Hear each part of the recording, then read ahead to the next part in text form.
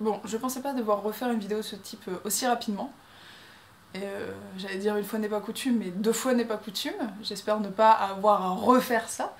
Mais voilà, le contexte économique fait que je n'ai pas le choix. Je dois prendre la parole sur ce genre de choses. Et on va aller tout de suite dans le vif du sujet parce que parler avec des sous-entendus c'est super chiant. Peut-être tu veux passer sur Twitter le hashtag paye ton auteur.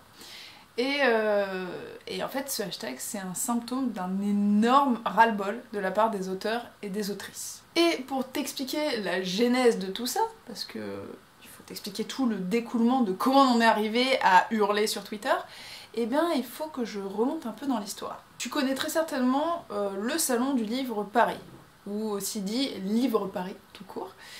C'est un énorme salon qui brasse énormément de monde et il est co-géré par le SNE, le Syndicat National des Éditeurs, et une agence de communication qui s'appelle RED. Tout ça est en partenariat avec le CNL qui est le Centre National du Livre. Donc voilà pour les acronymes un peu barbares. Lors de ce salon, il y a énormément d'animations. Il y a des conférences, des tables rondes, des ateliers, des speed dating et en gros, il y a à peu près 200 auteurs et autrices qui vont se relayer sur les différentes scènes et ateliers. Donc c'est des auteurs et des autrices qui produisent du contenu, qui font l'événement, et qui ne sont pas payés pour leurs prestations. On parle quand même d'un salon qui fait payer son entrée 10 € le week-end, par personne. Ouais. Et il est légitime de se poser la question de c'est quoi la plus-value d'un salon, comme le salon du livre, sur une librairie ou une grande enseigne. Et ben en fait, c'est les auteurs et les autrices, non? Ceux qui font des dédicaces, des conférences, qui apportent du contenu. Et comment ça se fait que ce soit les seuls, en fait, à ne pas être rémunérés? Je tiens à vous dire que même les plantes vertes, elles sont louées dans ce salon. Car oui, une conférence, c'est aussi un travail. Ouais. On pose pas simplement son cul sur une chaise devant un micro. En fait, on y affrète du temps, de l'énergie. Parfois, on traverse la moitié de la France pour aller faire une conférence, pour faire part de notre expertise et en fait notre vécu, tout simplement. Vous savez, tout ce qu'on a mis des années à mûrir. Et quelle est la raison de ce bénévolat forcé selon le salon du livre? Et bah la promotion. La promotion! Ah là là, qu'est-ce que ça a bon dos la promotion. Je pense que ça a autant bon dos que la visibilité. Ah, c'est vrai qu'on nous fait une sacrée fleur quand on nous propose une conférence de 45 minutes non rémunérée. Alors oui, malheureusement, ce processus de bénévolat forcé est en place depuis des années, mais c'est pas parce que c'est en place depuis des années que ça ne doit pas changer. Donc l'affaire a éclaté sur Twitter et la charte des auteurs illustrateurs jeunesse est montée au créneau et a donc poké joyeusement le président du SNE en demandant c'est quoi ce bordel en fait, et a reçu un engagement verbal de la part de cette personne, comme quoi les auteurs jeunesse en animation seraient rémunérés. Donc au final, la charte a défendu ses représentants, et c'est complètement logique, mais l'engagement ne s'apposait que aux auteurs et illustrateurs jeunesse. Et les autres, bah, je sais pas, les auteurs et les autrices de bande dessinée, les auteurs et les autrices de romans, bah qu'ils aillent bien se faire mettre, manifestement, hein. Et en parlant d'éthique, nous avons appris au même moment que certaines personnes étaient rémunérées d'office, et d'autres non. Donc ce qui nous a amené à penser que le salon du livre distribuait des bons points à des personnes qui méritaient d'être rémunérées directement pour leurs conférences, et ceux que, bah non, bah les couilles, et que bah ça nous crée des jolies petites castes entre auteurs et autrices, hein, ceux avec qui on leur donne de l'argent et les autres, bah non, en fait, hein, c'est de la promotion.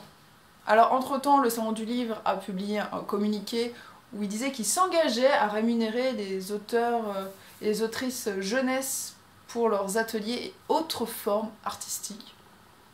Qu'est-ce que ça veut dire? Là, c'est flagrant qu'ils veulent juste pas mettre table ronde, conférence, etc. On est d'accord, forme artistique, je ne sais pas ce que ça veut dire. Et que ce dispositif est élargi aux auteurs intervenant dans les mêmes conditions et sur les autres scènes. Donc en clair, en gros, il disait que tout le monde allait être rémunéré. C'est ça que je comprends. Et il s'avère qu'en fait, nous avons reçu beaucoup de témoignages qui disaient que non, en fait, elles étaient toujours pas rémunérées, et ce même après le communiqué. Alors peut-être que vous pensez que c'est une tempête dans un verre d'eau, et moi je vous réponds que dalle en fait, c'est un symptôme d'un mal généralisé, hein, cette propension à croire que les auteurs sont bénévoles, et qui vont sortir des animations comme ça, des conférences de leur chapeau comme ça, sans jamais demander de rémunération. Je compte plus le nombre de fois où on est venu me voir en me déroulant le tapis en me disant que je pourrais faire une animation, une conférence, plus une table ronde, et on pouvait peut-être même rajouter un atelier collaboratif. Et qui me répondait, après que je demande si au niveau rémunération ça suivait, qu'il n'y avait pas de budget. Les auteurs et les autrices ne sont pas des bénévoles. Il va falloir l'intégrer à un moment ou à un autre. Vous trouvez du budget pour le lieu, vous trouvez du budget pour la bouffe, vous trouvez du budget pour la com. Bah merde en fait, trouvez du budget pour les personnes qui sont là, qui font le succès en fait de votre festival. Et si c'est toujours ric-rac pour votre budget, bah réduisez le nombre d'animations et d'auteurs que vous invitez. En fait, si vous réduisez le nombre, bah vous aurez moins de bouches à nourrir, moins de défraiements, et vous pourrez payer les auteurs sur place. Sincèrement, c'est pas compliqué, hein, c'est des plus et des moins, on apprend ça au CP. Hein. Les animations doivent rentrer dans votre budget. Il y a déjà beaucoup de festivals et de salons qui le font. Personnellement, j'ai été rémunérée par des toutes petites médiathèques de quartier. Alors, merde, mais le salon du livre, mais qu'est-ce qui vous prend? Et vous derrière qui êtes peut-être lecteur ou lectrice, vous avez un rôle à jouer. Je pense qu'à mon avis, vous aimeriez que vos 10 € d'entrée au salon du livre aillent directement à votre auteur ou votre autrice préférée en conférence plutôt que dans les plantes louées à l'entrée. On est bien d'accord. Et je vais terminer cette vidéo en disant merci aux personnes qui nous soutiennent, que ce soit les auteurs et les autrices qui se mobilisent et qui, voire même boycottent le salon du livre à l'heure actuelle, mais aussi aux booktubeurs et booktubeuses qui sont là pour nous épauler et vraiment vous gérer.